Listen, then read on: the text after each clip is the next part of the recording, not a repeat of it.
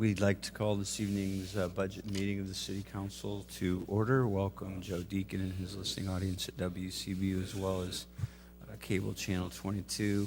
I'll go ahead and read the public notice before we do roll call. In accordance with Governor Pritzker's Executive Order 2020-43, which continues to limit any gatherings of more than 50 people, and Executive Orders 2020-07, 33, 44, 52, and 55, requiring the provision of video, audio, or telephonic access to meetings, as well as the CDC recommending social distancing of at least 6 feet between persons. City Hall is implementing changes and restrictions for the special City Council meeting on October 20th, 2020, while also complying with the Open Meetings Act. The council meeting will be conducted in person with members of the council and some staff present in council chambers with plexiglass barriers, and with department heads in room 404 with the ability to remotely answer questions while maintaining a 6-foot distance. 15 members of the public will be permitted inside council chambers at a time. Temperature screenings are required upon entry to City Hall, and face coverings are always required while inside. Members of the public and media are invited to watch through the live stream, YouTube, television channel 22, or through WCBU radio. Submissions for public comment were received through the city clerk's office. The agenda, minutes, and video podcast of the meeting will be available online through the city website. Madam Clerk, the council mics are open for roll call. Mayor Ardis. Here. Councilmember Ali. Councilmember Sear. Here. Councilmember Grayeb. Here. Councilmember Jensen.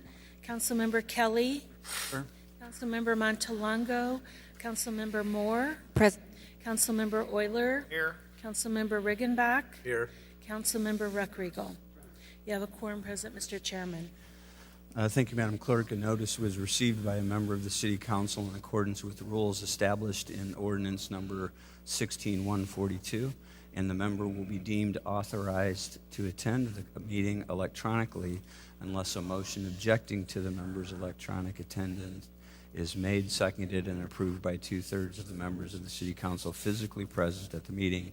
If no such motion is made and seconded, then the request by the member to attend electronically shall be deemed approved by the City Council and the presiding officer, and shall declare the requesting member present.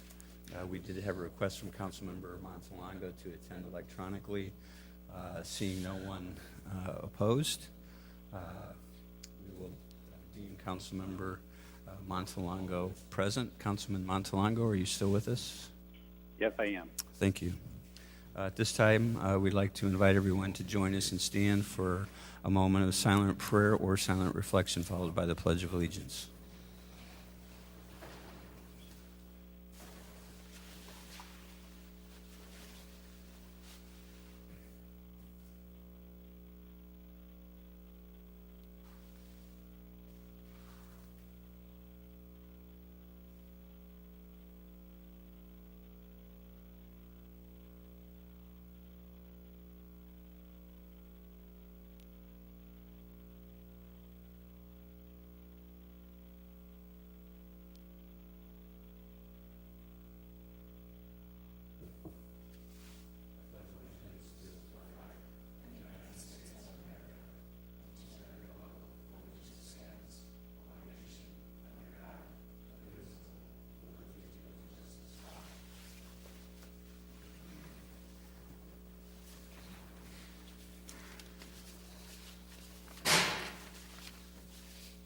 Madam Clerk.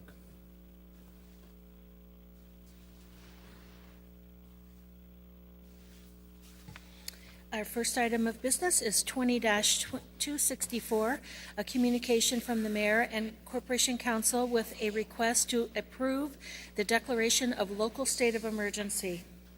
Councilmember Riggenbach. Move for the approval as presented. Motion to approve, seconded by Councilmember Moore. Any discussion on this item? Seeing none, please cast your ballots.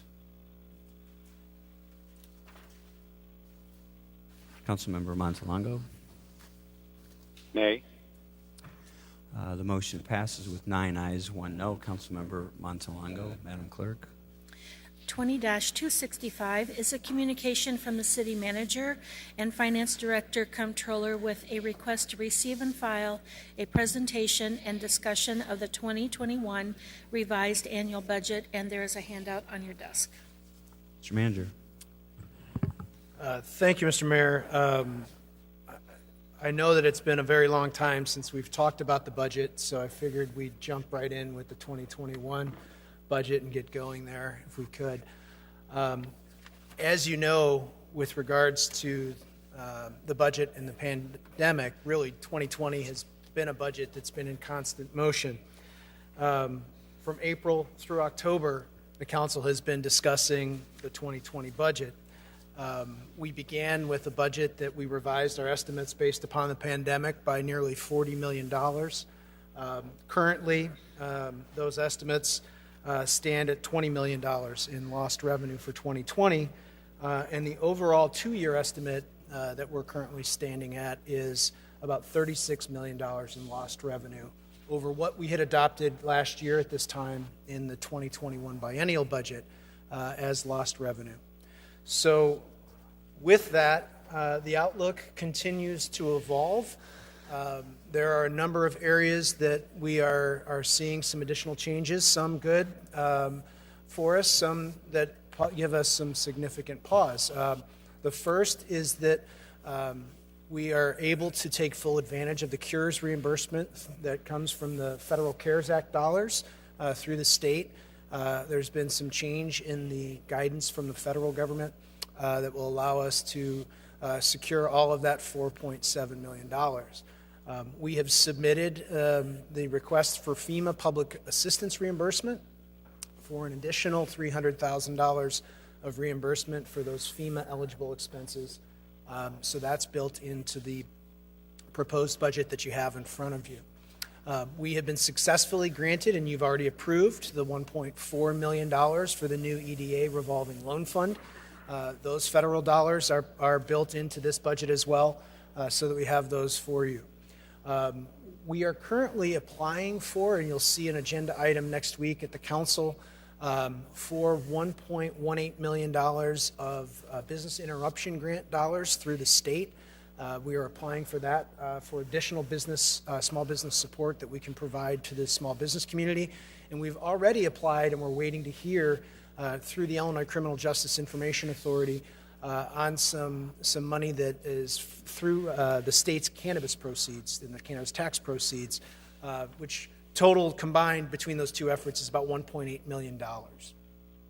The intent, obviously, with the additional reimbursements is that will help to reduce our borrowing in the long term, because that long tail, as we've discussed previously, for every $1 million that we borrow, you have $1 million worth of interest and repayment costs that you're carrying over a long period of time. Our biggest concern, and really it is probably the most significant concern, is that the COVID cases continue to rise. And what is that going to do? And I think we just need to be prepared as we move into 2021, that we act really just like we've been acting here through 2020, and that we kind of keep continuing to look at this on a regular and recurring basis, because we just don't know yet if we're out of the woods completely.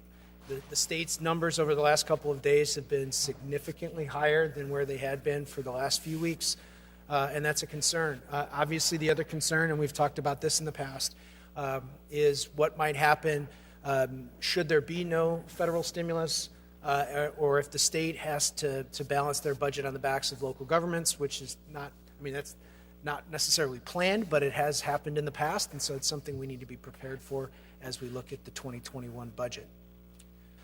So there's really three key things that we need to do as far as the spending plan. The first is we have built and prepared for you a revised operating plan that's based upon the changes that we made in 2020. So it's really a spending plan that just extends the cuts that we made in 2020 into 2021. So, all of those personnel changes, the reductions that we've made, the headcount adjustments that we've made are extended through 2021. The furloughs that management is taking, those are extended into 2021 as well. The second item is that we need to approve the revised capital plan. We did have projects that we delayed in 2020, and then there's the 2021 projects that we had originally anticipated. So the capital plan as presented is about $6 million higher than we had originally anticipated just a few months ago when we were talking about where we were, and that's really for two reasons. One, we've seen the state has provided us with additional motor fuel tax dollars to do road work, which is going to be very helpful for us.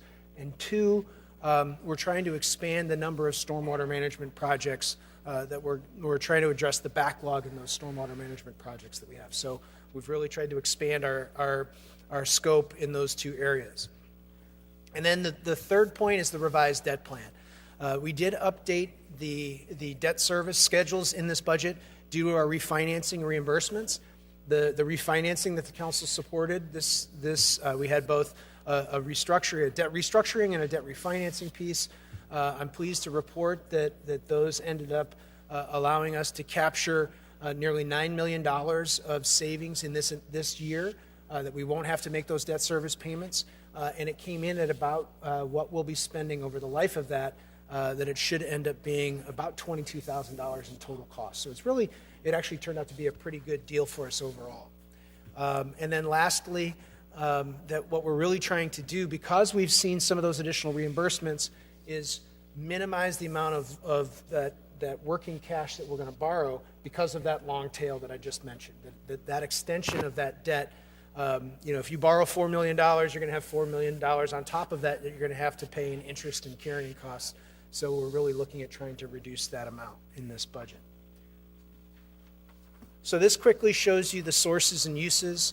The revised 2020 budget, and based upon the revenue estimates that we have right now, we're looking at $191.6 million in total revenues and $186.4 million in revenues for this current fiscal year.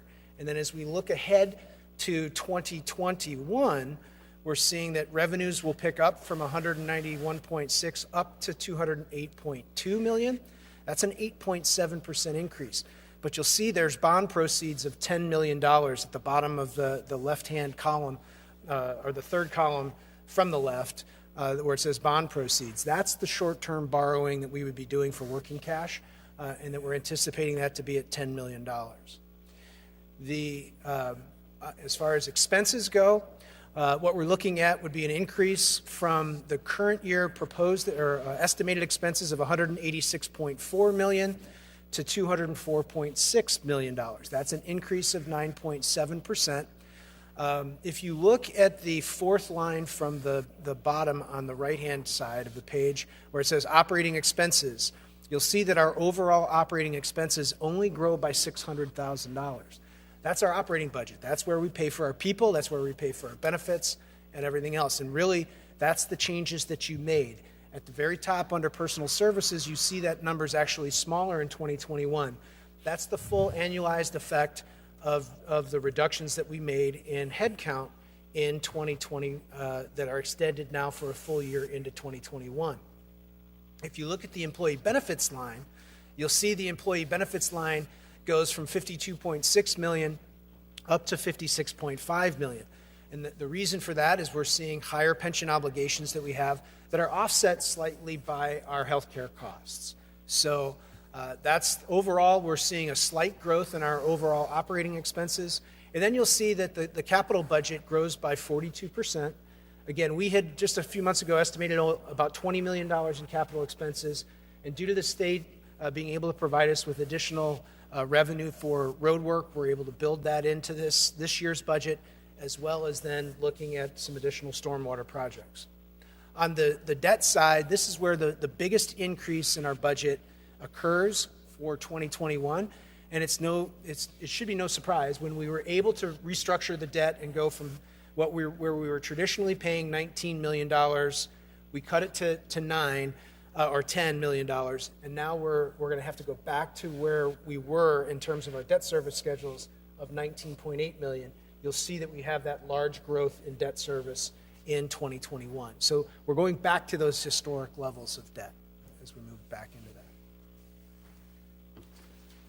So the operating budget as I mentioned, we're continuing with the structural operational reductions, the staffing levels into 2020.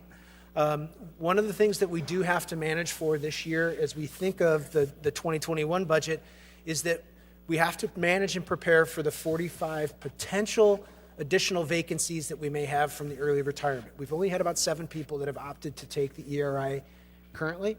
That runs through July 31st of next year, so we could have potentially up to 45 more people that will take it. So we need to be prepared for what the organization is going to look like and how we're going to manage those early retirements. We need to look at how we're going to reorganize and streamline. Staff are working on that right now. We've been talking a lot about succession planning and looking at where we can be doing some reorganization, some streamlining, and maybe some realignment of services. And that's where we're going to continue to review our service levels to right-size our expectations based upon the staffing complement that we have. On the capital side, as I mentioned, we have $26.1 million in this budget of capital improvements. Nearly 72%, or more than 72%, are in road, sewer, and drainage projects.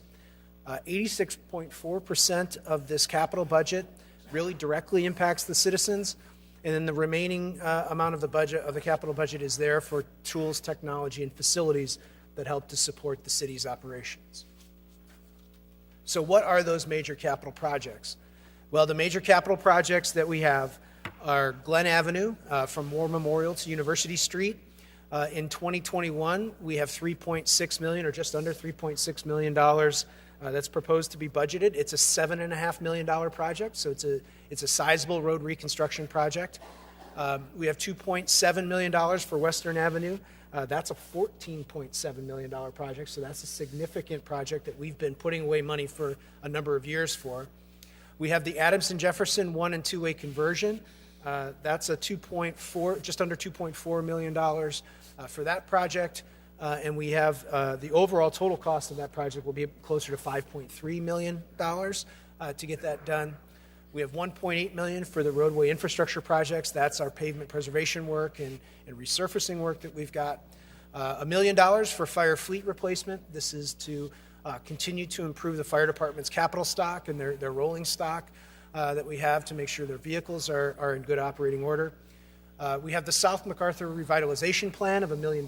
That's to implement the plan that the council adopted last year that we had the $1 million budgeted for, and we pulled this out. So this is one of those projects that we had suspended last year as part of the COVID pandemic, that we're just restoring that in this year, and this comes out of the South Village TIF. We have the fleet recapitalization for all of our police and public works vehicles and community development vehicles. That's $915,000. And then we get into the next group of projects. We have the Rock Island Greenway extension. This is a grant that allows us to extend the Rock Island Trail over War Memorial Drive. We have the grant funding to do that, as well as part of the trail work around it. We have the additional pavement preservation work of $860,000.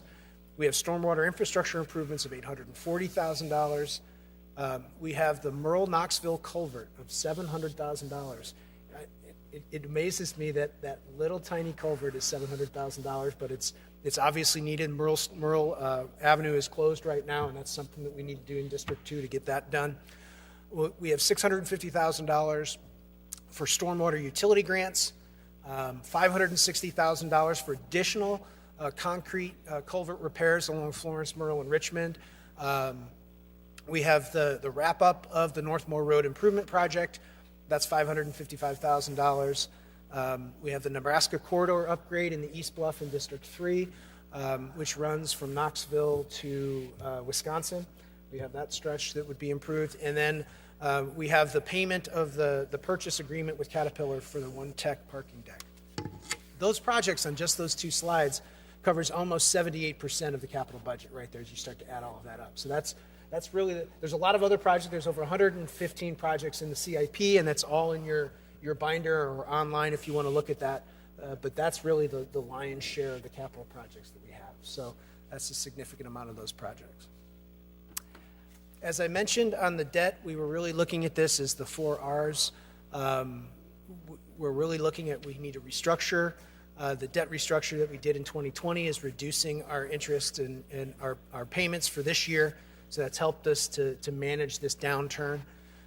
We returned to 21 with those previous run rates of approximately $20 million of annual debt service. We're researching. Obviously, we're using the COVID resources and reimbursements to reduce our pandemic-related debt and obviously reduce. We wanted to try and continue to reduce the amount of debt service we have because of that long tail that the debt service really has. So then just quickly, coming decisions in 2022, we know that the public safety pension fee sunsets in 2021. So in 2022, we needed to figure out what to do there. Do we want to have a tax referendum to support either the public safety fire protection tax or police protection tax, or do you just want to really look at how we're addressing public safety pensions? And then obviously the CSO consent decree and the financing piece. And we talk about that in kind of the outlook section of the budget as well. So our timeline, and I really wanted to kind of speed this up so that we can get into your questions this evening. Tonight is just the initial review of the budget, so any initial questions or report backs you want us to come back and to provide for you, we'll do so and get that information out there. Next week, we would have the budget hearing, and that budget hearing is required. So this would be the hearing that we would have for the budget. We will not have a meeting on Election Day on November 3rd, and then we'll continue the budget discussions on November 10th, and then hopefully adopt on November 17th. So that's really the gist of the formal presentation I have. There's one other housekeeping item that I would just ask the council to entertain, and that's you'll see on next week's council agenda, you'll have an estimate of the township's taxes that will be coming forward that you'll have to approve.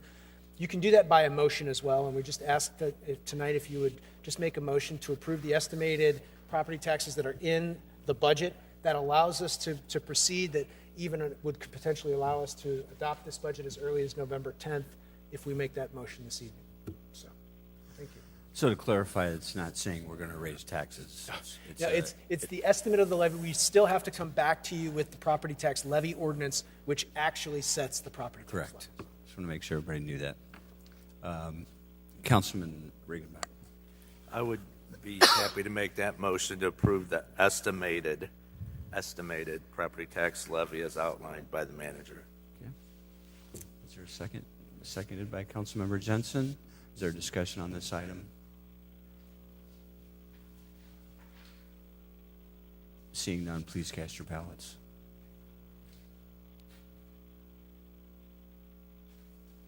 Councilmember Montalongo.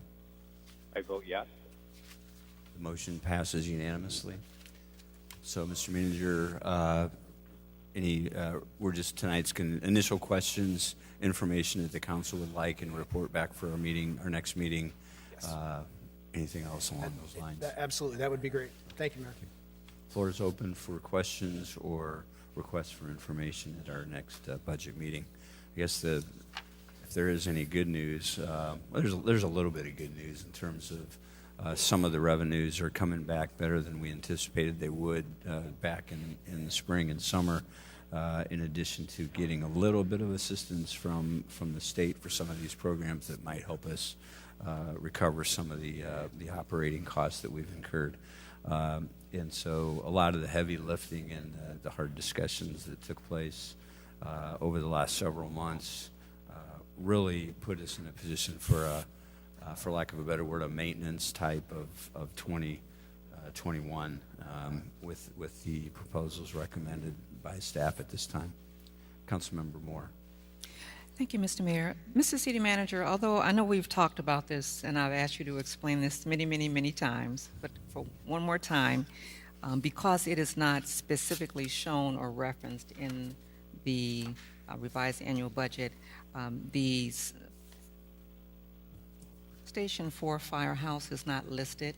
Could you once again indulge me and explain, so if folks are looking at your chart, they can understand why it's not listed there?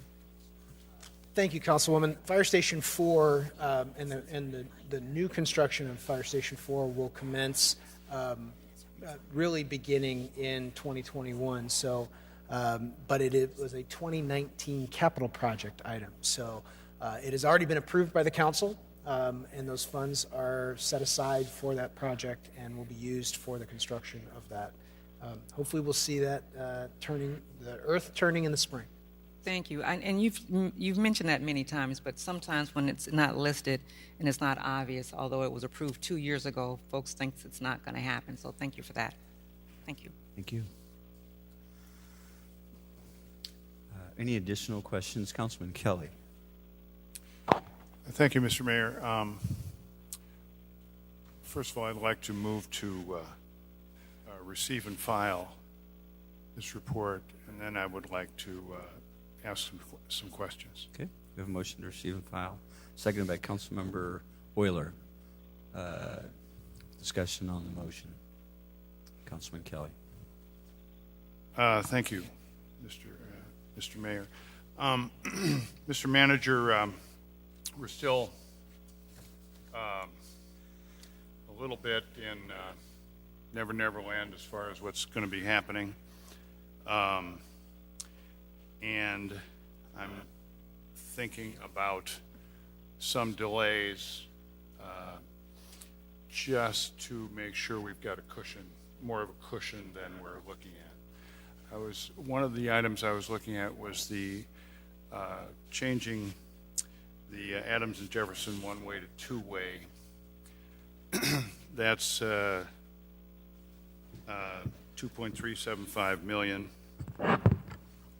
And I was thinking that perhaps, or what would your reaction be to delaying that a year or so? It seems as though it's not critical and it costs a pretty good amount of money. And if we were not to spend that money, it might give us a little bit more flexibility if COVID spikes or that sort of thing. What would your reaction to that be? One of the points with the Adams and Jefferson one-way, two-way project is the second landscape project. It's on page 2 of 121 in the landscape portion of the budget book. And Councilman, I know you're looking online. I'm not sure I could find it with the correct page number on the iPad, so I apologize for that. It is page 53. Okay. So it's for those of you that may be looking electronically, it's on page 53. We do receive $1.8 million of federal money for this project. So we do have those federal dollars, and we do have the requirement to spend it. So one of the things that we've been looking at is how do we get this project ready to go, knowing that it's really going to take us 2 years to go forward with that project. And so that's the reason that we looked at this, is that we're successful in getting the HSIP grant from the federal government to do this, and have been in that kind of design work right now to start to implement this. So. Thank you. I was aware that our exposure here is not 2.3. It's but do we risk anything by delaying this? Do we risk any part of the grant? There are time limits that we do have to, on certain grants, that we have to spend those dollars by, and I can confirm that with Public Works and get back to you on what the time frame would be with this project, but I don't know that offhand. So. Thank you. If you would, it just seems to me that it is something that perhaps would be nice to have, but it isn't. Okay, so thank you. Also, I just had a question on my page 74. I don't know what that page is for everyone else. But we're going to have 8 staff vehicles for the fire department replaced over the next 3 years. I just wonder, how many staff vehicles do we have, or do you know offhand? Well, there are vehicles for each one of the inspectors that we have. There are vehicles for the battalion chiefs, and then we have the executive vehicles as well. So all told, I not offhand, it's probably no more than a dozen. But this is part of the rolling stock. maybe Chief Artist could, if he's here, he could just let me know what the dates are of some of those inspector vehicles. I know that they've reached their useful life, and it's we end up at some point there's a tipping point in terms of the amount of cost we have putting into that versus the expense going out. So, Chief, do you know the relative age of those vehicles? Manager, I don't know the exact dates, but I can get those to you in the council. I will say that our two investigator vehicles and our two battalion chief vehicles are in extreme disrepair. The inspector vehicles aren't bad at all, and our command staff vehicles are in good shape as well. So we'll get that answer. Thank you, Chief. And yeah, I'm not saying we don't need to replace vehicles from time to time, but the number surprised me. But that's ignorance speaking, not knowledge. Also on my page 91, just we were talking about the Gateway building, and this is another small item: replacement of brick pavers. Why do we need to replace the pavers? Those are, it seems to me, it's a pretty nice asset to that plaza. The problem that we have with the brick pavers around the Gateway building is that some of them are in disrepair and they're crumbling, and so they need to be replaced. This project we did push off from 2021 into 2022, and there's another $15 million in this capital bill, or this capital plan, that is part of the state's. There's a grant that they've at least identified through the state's capital bill for the riverfront, that we may not have any dollars at all that we spend here on the riverfront. And so we pushed it off for a year. We don't know when those dollars are going to arrive. But for the city, it's not only the riverfront redesign, which is $15 million. There's the Main Street project, which would go from Washington Street to Farmington Road, which is $25 million. There's a Southside Fire Station Community Center for $5 million. And there's $3 million for Pioneer Parkway that we've all put out in the future years right now, because we don't know when those dollars are going to actually land on our door. Yeah, this was not a dollars question, but thank you. This was more a question. I was fearful that perhaps we were going to get rid of the pavers. So we will be replacing deteriorated pavers with... That's correct. That's all. I'm sorry. That's all I was asking. Got it. Thank you. Thank you, Mr. Mayor. Thank you. Any other questions coming out for this evening? Keep in mind, as we continue to work through this over the next 4 or 5 weeks, don't hesitate during the week to call the manager if a question comes up, just so when we get to the next meeting, we can hopefully have the information that you need on the item that you brought up. Councilmember Sear. Thank you, Mr. Mayor. Just a few questions and comments there for Mr. Manager. First of all, this is my 4th budget since I've been here. I just want to congratulate you on your efforts this year. In my personal opinion, it's probably your best effort since I've been here. So congratulations, and thank you for all your work on this budget. Just want to remind everybody from our discussion on page 2, I think it was, you talked about the $4.7 million, and there's a $300,000, 1.4, and 1.8. You were looking at over $8 million, basically. These numbers are actually in your budget already, correct? I mean, you're counting on that money. That is correct. Okay, We're anticipating that we'll see the full cures reimbursement. We know that we've got the EDA money. I will say that the top line, that $6.4 million is in. We have not put in the 1.8 for the state grants that we've applied for.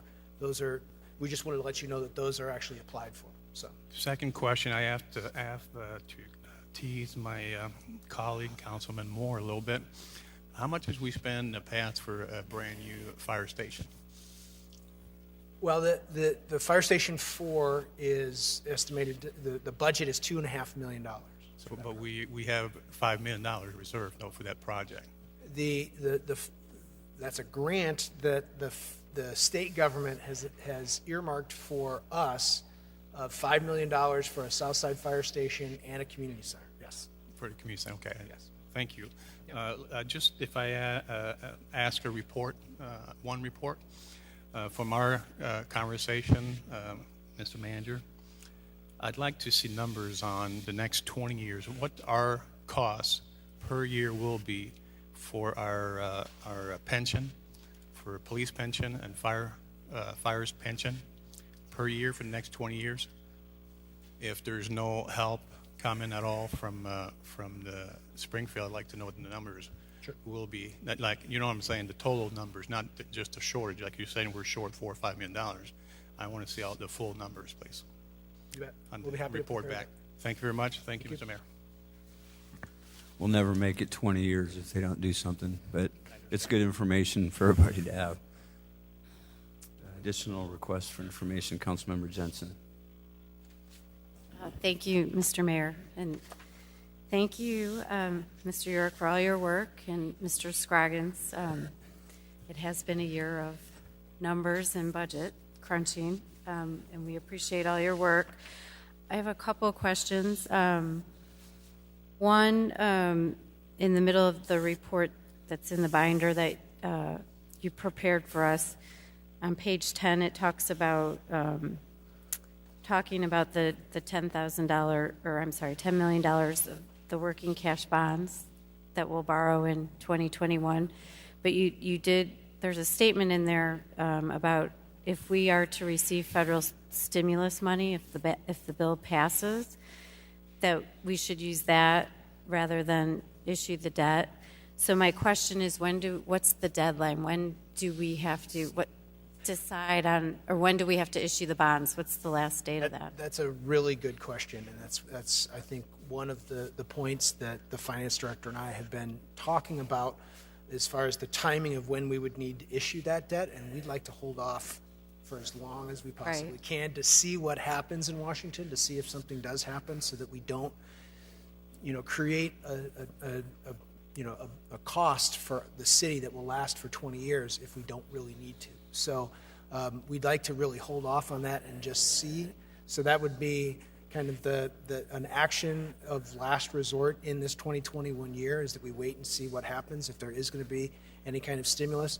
We know that January, in January 20th or so is when the inauguration will be, and the new administration, whether it's a second Trump administration or a Biden administration, will get seated. So we'll just have to kind of wait and see, and there'll be a new Congress. So we'll kind of wait and see where we go from there. So we've really tried to just simply say, let's wait and see what happens on that piece. So there isn't a definite deadline. It's sort of. No, I think just like we did this year, we didn't issue the debt restructuring till this, kind of fourth quarter of the year. So I think we can do the same as we look next year if we need that kind of working cash. Okay, and then do we have any idea? I know supposedly the news is reporting that they're closer to reaching an agreement, maybe passing a bill. Any idea or projection on if it passes, how much the city would get? We were looking at, when I looked at the revised HEROES Act, the number was anywhere from $40 to $60 million. But there's a caveat there. It's not that we would be able to just see that money coming to us. Mm-hmm.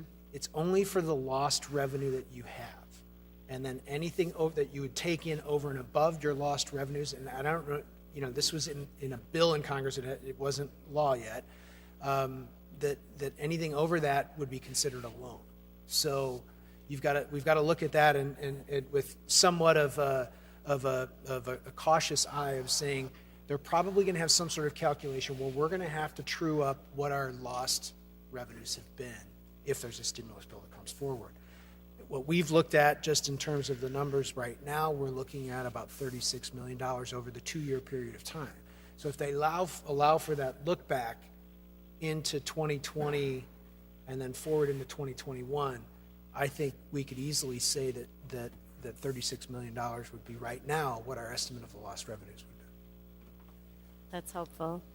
I have a couple more questions. I did notice reading through the materials that it looks, based on the revenue projections, that we will be able to fund arts partners next year, as well as the Convention and Visitors Bureau. Yes. As the arts partners sort of liaison, I just want to ask about that. And they have their annual meeting tomorrow, so I think it'd be nice if I can report on that. You certainly can. I think we're anticipating, and if, just so that everyone that can kind of follow along, in the budget book, the very last page of our financial tables, not the very last page, I'll get the correct page. There is on page 34, we show the subsidies and support to other agencies within the budget book.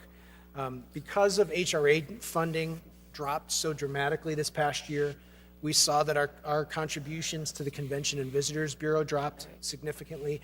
Arts Partners, I think, received 2 or 3 months worth of payments. And so instead of a $100,000 contribution this year, they only received we're estimating they'll receive $41,665. As HRA taxes start to rebound, we think that next year we should have enough to be able to give them the full $100,000. Okay, that's good news for the arts, because they are important to our city. Hang on, I've got a couple more questions. One thing that's noted throughout the materials, and which I think we kind of expected, is the healthy revenue that we're getting from the cannabis sales, and that becoming legal and us allowing it here in the city. I know you have in the budget that the estimated projected amount that we'll receive this year, I think, is $100,000. That's correct. Does that still seem accurate, or is it going to be more than that? No, it still seems pretty accurate in terms of where we're coming in. And that's both the use tax and the sales tax that are coming in. And then we're anticipating that in 2021, when we have the full year, that $100,000 should bump up to about $400,000. Okay. Well, that's good news as well. I do have a question about the numbers of job losses and the jobs positions that we caught, because it seems, I know you went through it here a few minutes ago, but going through the materials, there seems to be a discrepancy, but I might be looking at it wrong, so I just wanted to make sure I'm looking at these numbers correctly. On page 5, you summarize all the cuts that we made. Mm-hmm. And then again on page 13.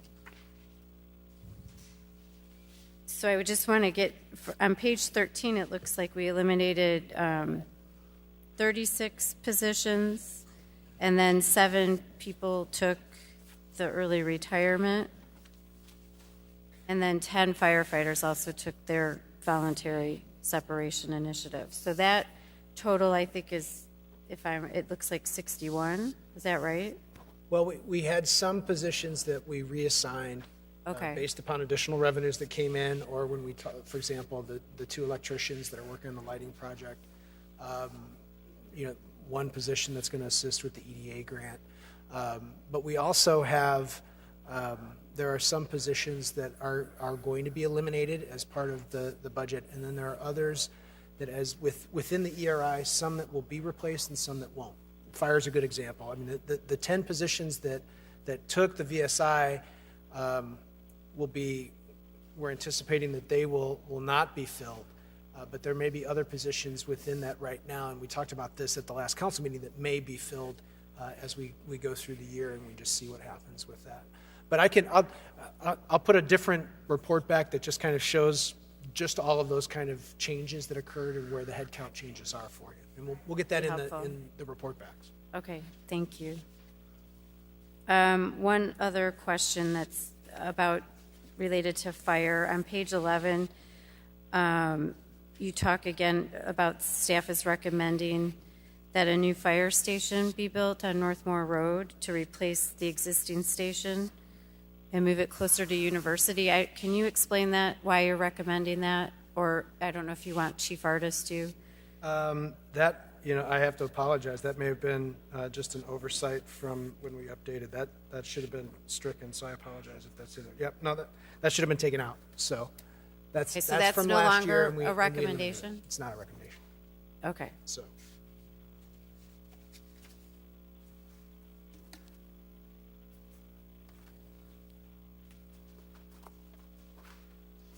let me see if I have anything else. If you give me 2 minutes here or seconds. I just want to note, I guess, for the public and for the meeting, in the report back to us, you note that as of today or last week, we have 614 full-time employees. Can you compare, what was that 2 years ago? Wasn't it 800 and something? It wasn't 2 years ago. If you turn to page 14 in your book, Okay. longitudinal history of, Oh, yeah. from 2010 to 2021. In 2010, we had 760 employees. Okay. And we're down to, at least in 2021, we're recommending 615 FTEs. So that's a significant reduction of headcount in just 11 years. So. It certainly is. Okay.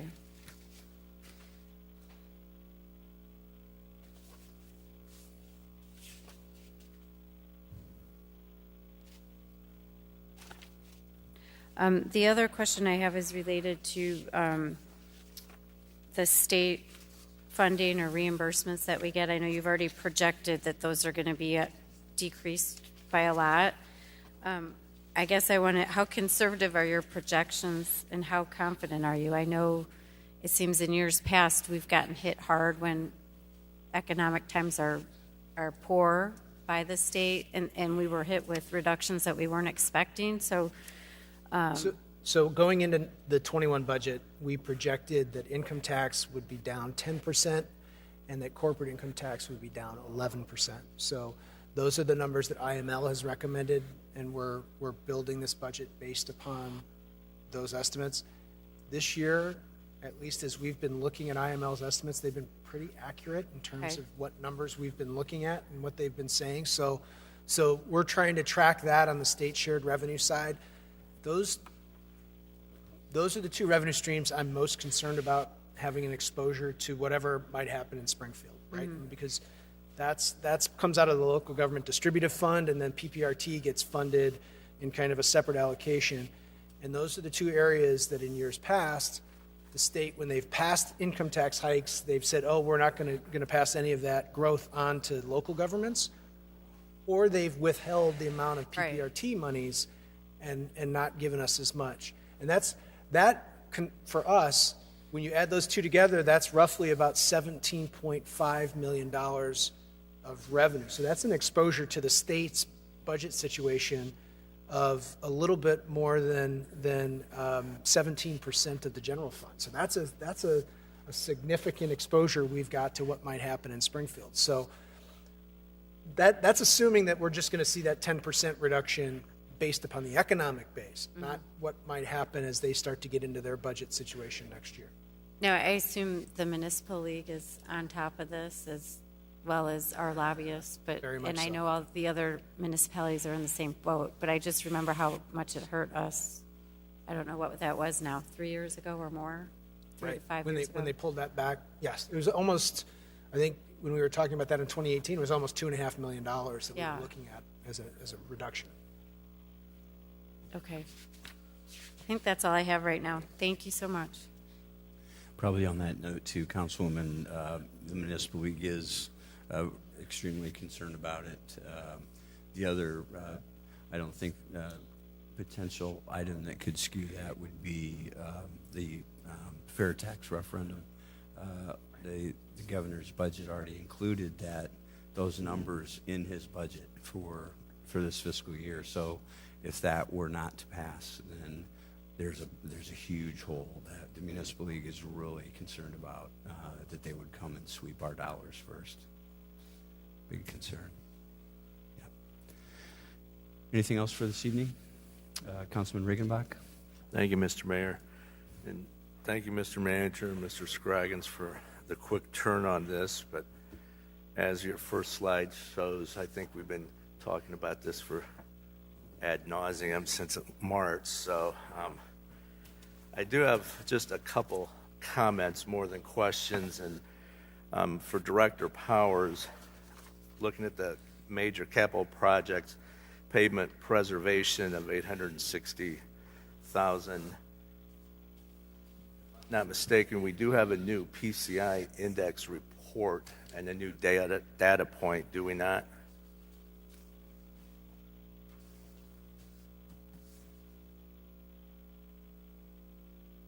Director Powers, I'm sorry. Is this on? Yes, we did do a PCI this year, so that data is available. We just haven't gone through it yet. And is this our third? I know we've started this before you came, but as I recall, this is our third measurement, or is it the fourth even? I believe it's the third, Council. So will that data be presented to us as part of the budget or after the fact, that the specifics as to are we gaining ground through the efforts that we've made on the pavement preservation and whatnot?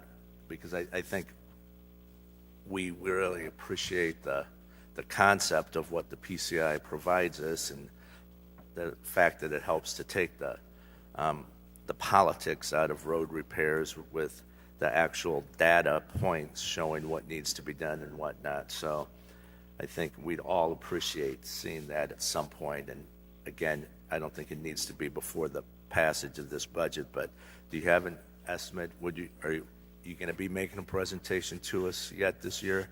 Yes, but it would be after the budget, Counselor. All right. Again, thank you. I would anticipate we'll be using this data to build, say, the next 5-year plan. And the pavement preservation piece that's in the budget, that is as a lump sum, not specific routes at this point, then, correct? It'll be incorporated into the work plan. All right, thank you. And then as another data point for future discussion, I spoke with the manager about some of this pension stuff that is ever present in our discussion.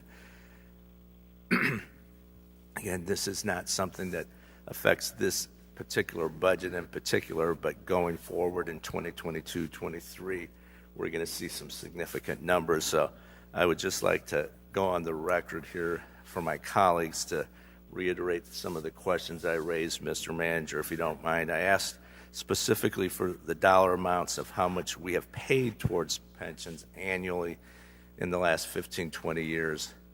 I think Councilman Sierra asked for what the projections are going forward, but I think it's also important for us to be able to wrap our hands around the numbers that have been paid in the past, and maybe even show that as a percentage of the entire budget, so that we can see how that's crept up.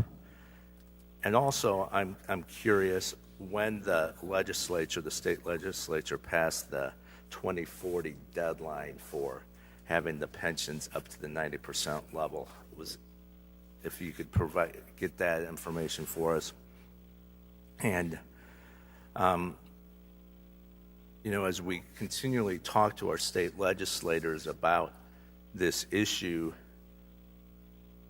I'm curious if the IML or any of our delegation has gone to the, I don't want to call it the nuclear option perhaps, but is there any logic to talking about a constitutional amendment for lobbyists? Because that's always the point we hear, that it's enshrined in the state constitution. Well, with the fair tax, we can see that things are on the table. So I would just be curious what that would look like, and if it's been discussed and shot down in the past. I just would like a little more background on what that process would look like. So again, that's nothing for next week, but I think that's some important points for us to keep in mind as we look forward and as we anticipate what the future holds for us.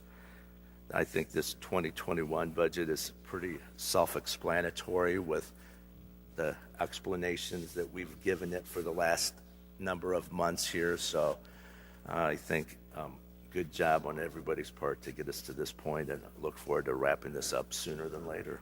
Thank you. Thank you. I have no lights here. Councilman Montalongo, do you have anything? No, I don't, Mayor. Thank you. You're welcome. Not seeing any more lights this evening. As I said, be sure as you continue to work through this fairly good-sized information piece here to contact the manager prior to the next meeting if you have information that can be provided ahead of time. We have a motion on the floor to receive and file in a second. If there's no further discussion, please cast your ballots. Councilmember Montalongo. Yes. And the motion passes unanimously. Madam Clerk. We would be at citizens' opportunity to address the city council, and I have not received any emails in my office by noon today. Okay, thank you. Citizens to address, I just need your name for the record, please. We have a 5-minute speaking limit, and up first is Pastor Burnett.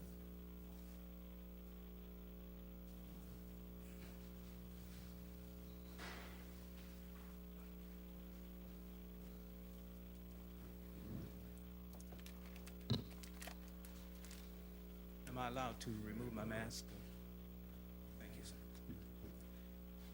Honorable Peoria Mayor Artis and distinguished city council members, thank you for this space and opportunity to speak on an issue important to the safety of our community. For years, the address at 2205 Southwest Washington has presented an extraordinary set of circumstances for our city. The location has not only been the center of controversy, but also the center of recent and past tragedy, of which black citizens in particular have been affected. The location, owned by BJ Properties, LLC of Hannah City, is rented by Dreams Come True Peoria, LLC, which is owned by Mr. Caius Drake, and currently operates under the name The Dream Nightclub of Peoria. Due to a combination of recent and past events, either at the location or emanating from the location, I have asked this council to consider a temporary moratorium on operations for the nightclub to examine the business procedure, policy, and business practices as it relates to the safety of its patrons and the community in general. Why have I done this, and why do I come to you, Peoria City Council? First, the Peoria City Council is the only one who either ratifies or denies a liquor license. With that said, I believe that it is your duty as the council to ensure that those whom you have licensed and those who sublet a license locations are operating by the highest standards of practice and policy. If there is something wrong as a community, we expect you as a council to assure both patrons and the public that we are safe. Secondly, due to a high level of suspicion, recent events, and past incidents, as a community, we need to hold this business accountable to the best and most safe practices. Patrons need to know the nature of the environment and steps taken to protect them. We can't do any of those things until questions are asked and information is exchanged. Historically, past members of this council have held that this location to be an overflow, quote unquote, for young black people to, quote unquote, have something to do. While clubs and bars are not my scene, and I get very little, if any, ministry benefits as a holiness preacher for carrying forth this issue, I believe black people and all people of Peoria should have, quote unquote, something to do in a safe environment. Although, and be careful for this, although I do not blame the owners or managers for any recent or past tragedies we have seen, nor for the overall condition of crime in Peoria, I question the safety of this environment based on many and various news reports, actions that we have witnessed, and phone calls that I have personally received. To the critics, I ask, who does not want a safer environment and nightlife in Peoria? As a responsible adult who does not want to assure that everyone who participates in and around an adult environment is of legal age? As a responsible adult, who does not want to assure that they and their loved ones can make it home safely? As a responsible adult and business owner and manager, who does not want to assure the best possible environment for their customers and satisfaction that every patron has a safe experience?